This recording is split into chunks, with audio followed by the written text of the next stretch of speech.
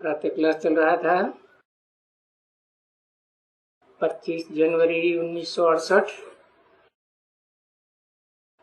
गुरुवार को छोटी पीठ की मध्याह्न में बात चल रही थी।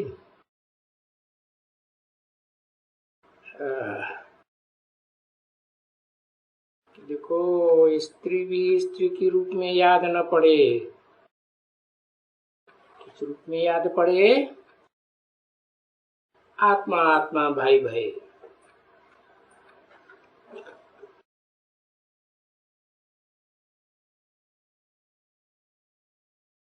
तो जब आत्मा आत्मा भाई भाई है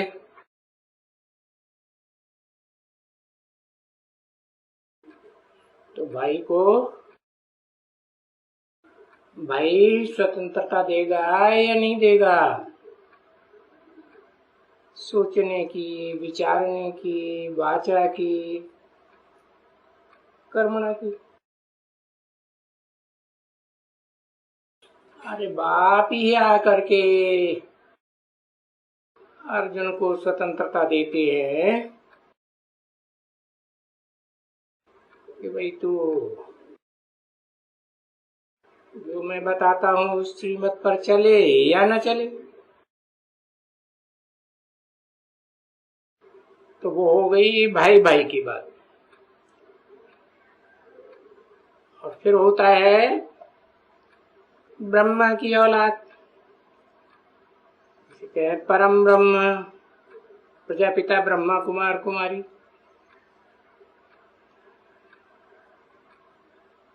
ये तो नई सृष्टि है ना, उसमें संबंध तो होते ही है, लेकिन बिल्कुल सिंपल संबंध होते हैं। भाई बहन और माँ बाप, दूसरे कोई संबंध नहीं।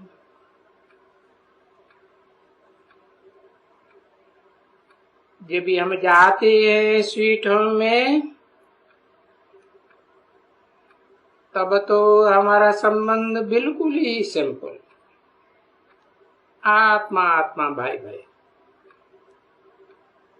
सिर्फ हमारा बाप और हम बच्चे भाई भाई, बस।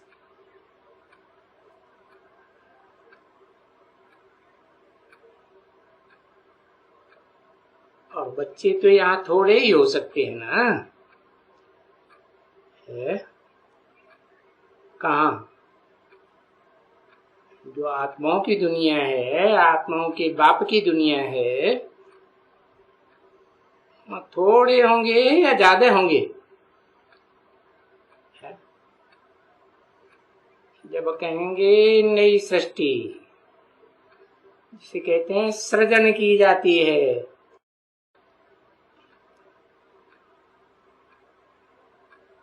तो वहां वृद्धि होती है।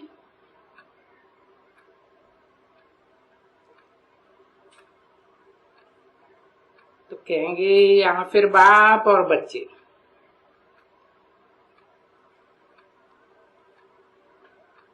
और वहां स्वर्ग में जहाँ नई दुनिया होगी, वहां फिर बच्चे और बच्चियां। फाउंडेशन तो यहाँ ही पड़ता है, ब्रह्मा कुमार और ब्रह्मा कुमारी।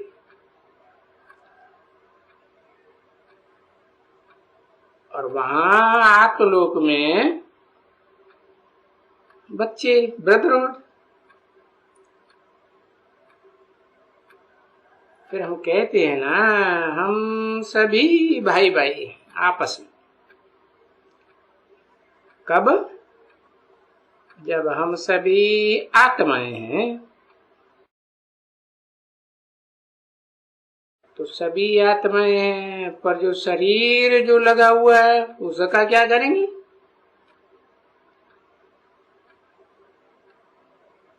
तो जब सिर्फ आत्माएं हैं तो कहेंगे आत्मा शांति धाम में। वहां सुख की बात है ही नहीं। सुख तो तब होगा जब शरीर हो, शरीर से ही सुख दुख दोनों मिलता है, और नई दुनिया में तो सुख ही सुख होगा ना, दुख की तो बात ही नहीं।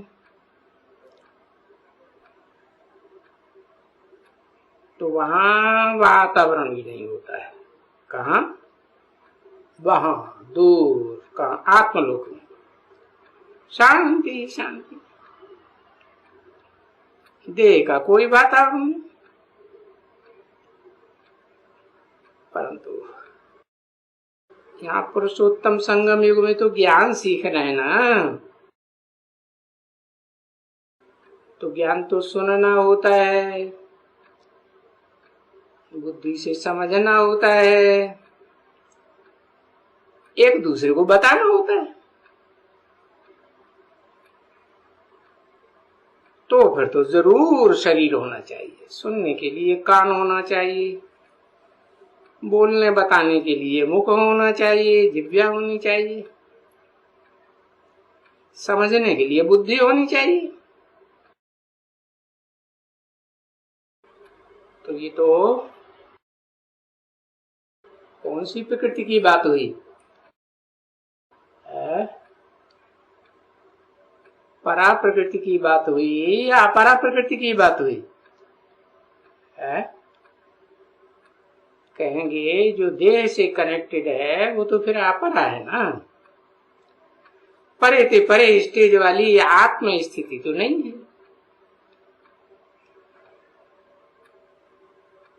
तो जिनको ज्ञान चाहिए तो मुख चाहिए, देखने के लिए एक दूसरे को आंखें चाहिए, सब कुछ चाहिए।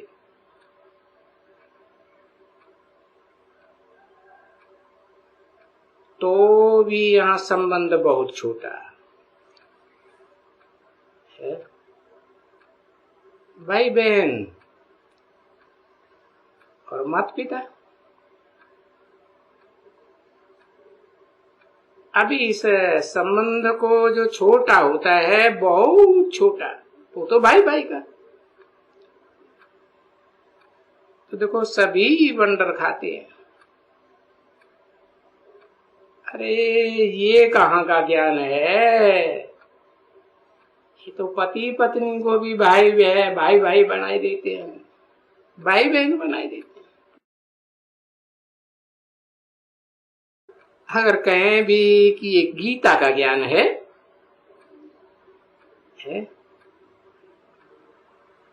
झूठी गीता का नहीं, सच्ची गीता का ज्ञान है। और गीता में तो कभी कोई बहन भाई तो कोई बना नहीं, क्योंकि प्रजापिता ब्रह्मा द्वारा हो गए तो फिर भाई बहन हो गए।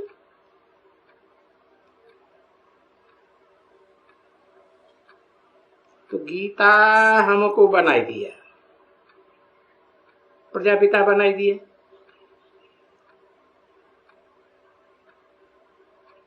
अब कृष्ण को तो कोई प्रजापिता कहते ही नहीं है, इसलिए तो यादगार मंदिर में देखते हैं लोग, बच्चा बैठा हुआ है, पिता के रूप में थोड़े ही है।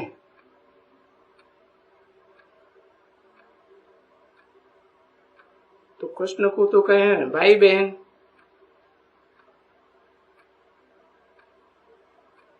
कृष्ण को बाबा बाबा कहते रहे तो फिर भाई बहन हो गई। परंतु अभी कृष्ण को बाबा तो कोई नहीं कहते, ग्रैंडफादर कोई कहते हैं क्या? नहीं। तो फिर वो ये जो भाई बहन का सवाल ही नहीं आता है। तो देखो ये रड़ियां मारते रहते हैं। अरे ऐसा ज्ञान तो कभी नहीं सुना, कुछ भी कहीं नहीं सुना। तो देखो दुनिया वालों को समझाने की इसमें कितनी बड़ी मेहनत लगती है, ये तो तुम जानते हो। ये ब्रह्मा के ऊपर ही सारी खिटखिट होती है।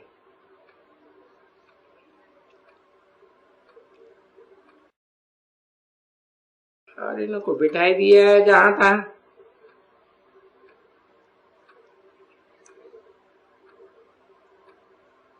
अभी इसको कहां बिठाया?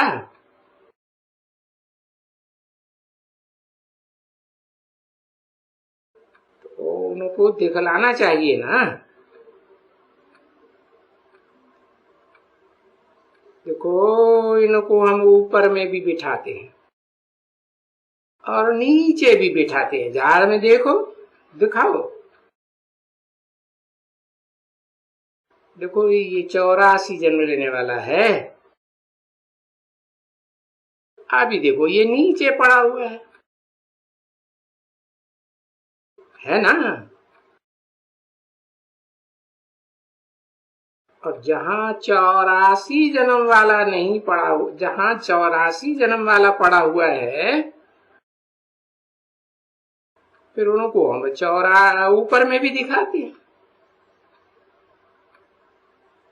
पीछे कहां दिखलाते हैं? फिर सतयुग में थोड़े ही इनको दिखला दें, क्योंकि सतयुग में तो चेंज हो जाते हैं पुरुषार्थ करते करते। तो जब ये किसी की बुद्धि में बैठे,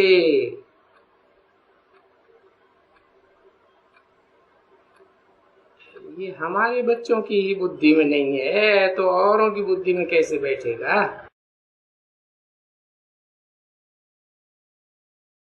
अरे 30 बरस हो गए है क्या? कितने बरस हो गए? 68 में 37 से शुरू हुआ तो 30 बरस हो गए ना। हाँ, तो 30 बरस में भी हमारे बच्चों की बुद्धि में नहीं है। तो तुम समझो, जो नए नए आते हैं वो कितना टाइम लेते होंगे।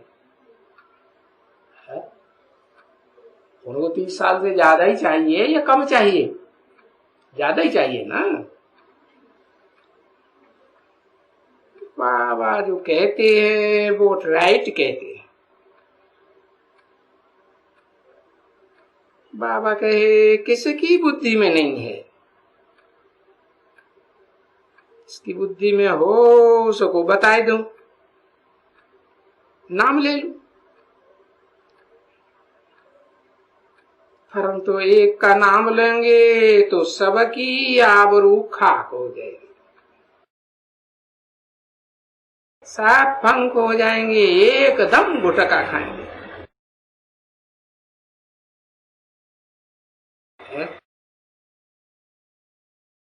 तो समझाने के लिए जो समझाते हैं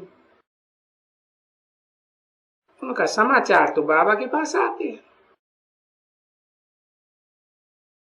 और जो समझाते हैं वो तो तुम रोज सुनते हो। चिट्ठियां आती है ना कि मैंने ऐसे समझाया, हम ऐसे गए, यहाँ गया वहां गया। तो सर्विस तो करते रहते हैं बच्चे। बोले समझो कोई बड़े बड़े अच्छे अच्छे महारथी हैं,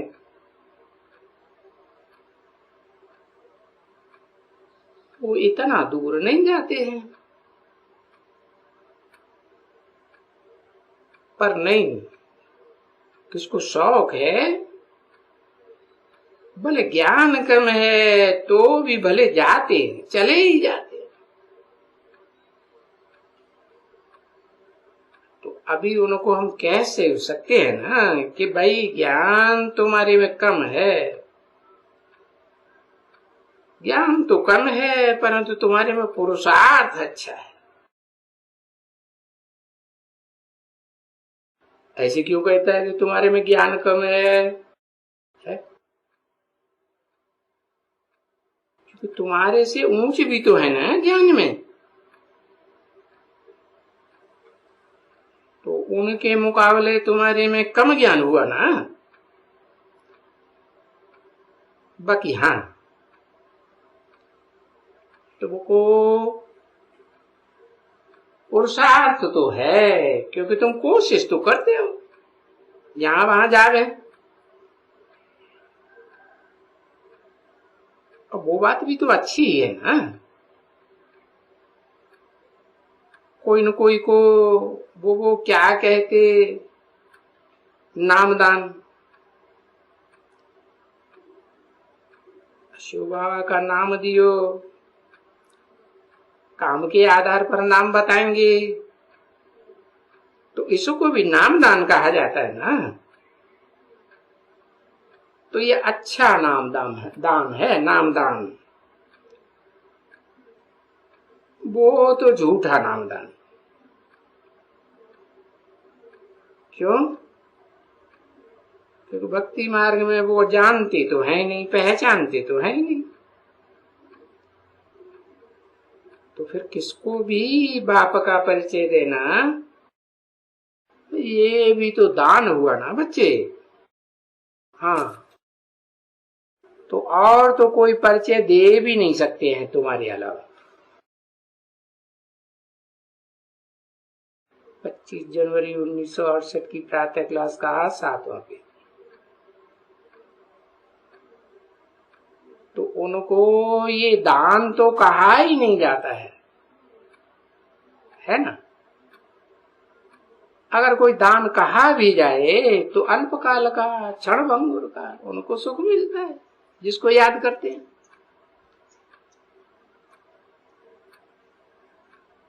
दूसरे को तो, बहुतों को तो मित्र संबंधी छुड़ाए देते हैं ना। अच्छा चलो, डाडे का नाम दान दिया या फलाने का नाम दान दिया, अच्छा फिर भी तो उनको याद करते हैं ना। बुद्धि को बहुत मित्र संबंधियों से निकालते हैं ना, कि एक उनको याद करो, वो ही एक गुरु है, उसको याद करने से, क्योंकि उनमें तो, उन गुरुओं में तो बुद्धि उल्टी होती है। मित्र संबंधियों के ज्ञान में बुद्धि उल्टी, बातचीत करने में भी उल्टी। वो तो ज्ञान कुछ न कुछ नहीं है ना। फिर भी बाबा बोलते हैं जाओ,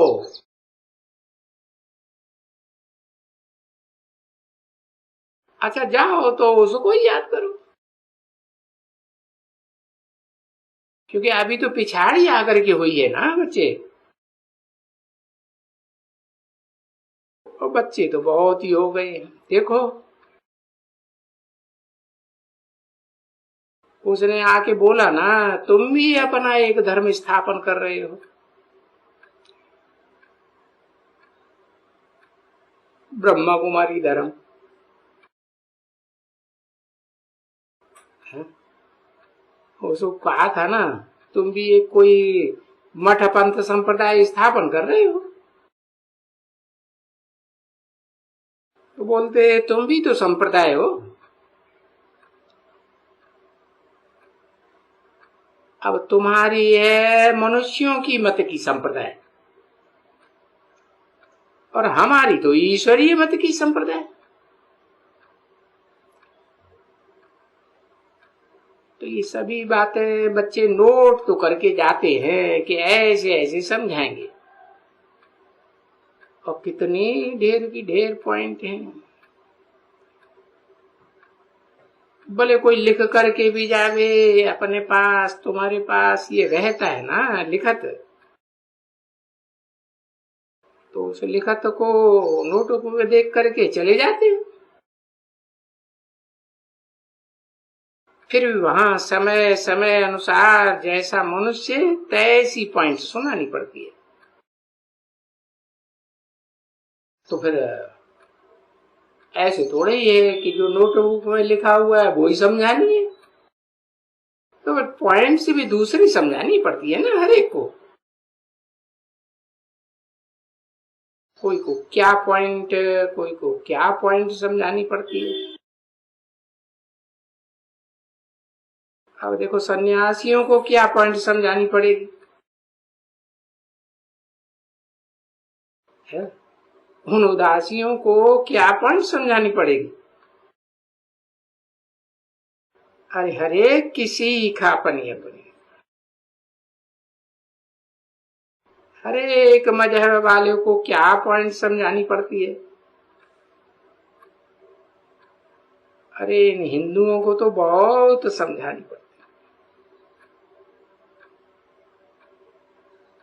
बिल्कुल बहुत समझानी पड़ती है। सो भी जो हिंदू देवताओं की पूजा करने वाले हों या पानी में जाने वाले हों, स्नान करने वाले हों, तो उनको भी बहुत पॉइंट समझानी पड़ती। और वो स्नान तो देखो जहां जहां भी गांव है, जहां तहां पानी है। अब ये दिल्ली है, पानी कहां से आता है?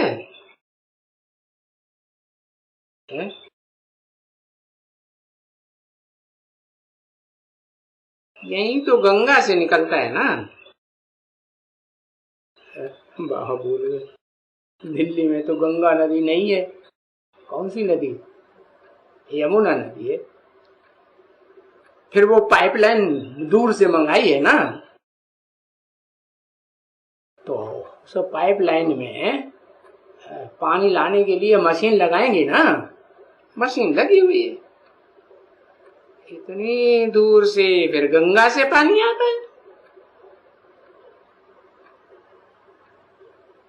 अच्छा,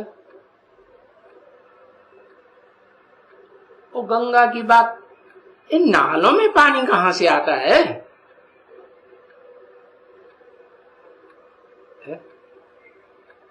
पीछे वो पानी कहां गया? वो भी तो गंगा का हुआ या कहो जमुना का हुआ। दिल्ली में तो 7-8 नाले हैं ना, पुराने पुराने है। तो कहां गिरते हैं? यमुना नदी में जाके गिरते हैं ना। तो दूसरा तो कोई नहीं हुआ ना।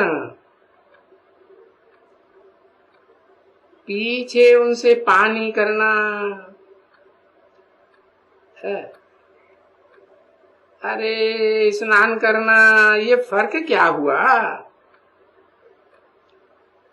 अरे ये पानी तो सिर्फ पानी ही पानी है ना।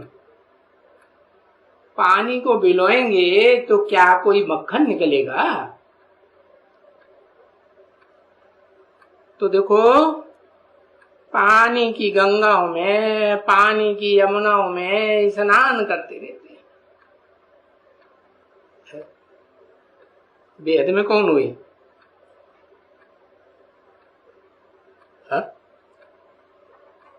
बेहद में पानी की गंगाएं, पानी की यमुनाएं कौन हुई?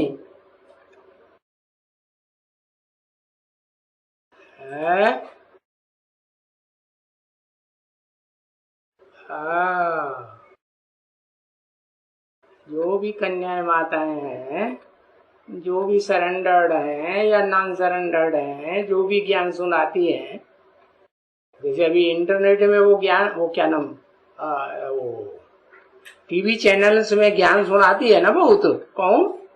शिवानी। तो उसे क्या कहेंगे? पानी की गंगा कहेंगे है या दूध की गंगा कहेंगे? अरे दूध को भिगोने से तो मक्खन निकलेगा है? तो पानी तो फिर मेरा ही पानी है ना। ये जो भी ज्ञान गंगाएं हद में कही गई या बेहद में कही गई, ये सब पानी की गंगा है। इन्हें को जल को मंथन करने से कुछ भी नहीं मिलने वाला है। इसमें स्नान करने से कुछ पवित्र बनेंगे क्या? बनेंगे? नहीं बन सकते। फिर काय से पवित्र बनेंगे? हाँ? अरे मुझे गए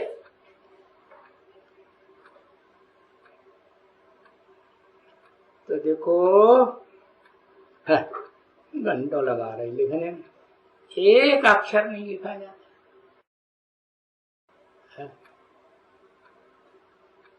ओहो, सागर मंथन गाया हुआ है शास्त्रों में। क्या गाया हुआ है? हाँ, रतन कहाँ से निकलते हैं? सागर में रतन भरे हुए हैं। अरे मंथन करेंगे, डुबकी लगाएंगे तो मिलेंगे ना। हाँ? तो देखो, ये पानी की गंगाओं में, ये पानी की यमुनाओं में स्नान करने से कुछ भी मिलने वाली प्राप्ति नहीं है। इसको तो अंधश्रद्धा कहा जाएगा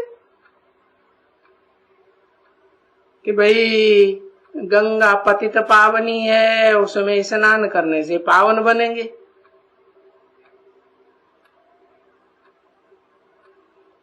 पानी तो मेरे ही पानी। अरे तुम पीते हो, रोज गंगा का पानी पीते हो, तो वहां जाने से क्या परवाह है? तुम्हारे पेट में रोज पानी जाता है ना, वो तो बाहर में स्नान करने जाते हैं, और यहां तो तुम्हारे पेट में रोज आता है? हर वक्त घड़ी घड़ी पानी आता है। पानी आता है मानी कौन से पेट की बात? बुद्धि रूपी पेट में जो भी पानी आता है, वो पानी उससे क्या कोई मक्खन निकलता है? तुम्हारे पेट में से जो आता है, तुम्हारी बुद्धि रूपी पेट में जो भी बातें चलती हैं, हाँ, उनका मंथन करेंगे तो कुछ नई बात निकलती है क्या? नहीं। ऐसे ही जो नदियां हैं, वही वो जो ज्ञान सागर ने सुनाया है ना, वही सुनाती रहती है, नई बात तो कुछ भी निकलती नहीं।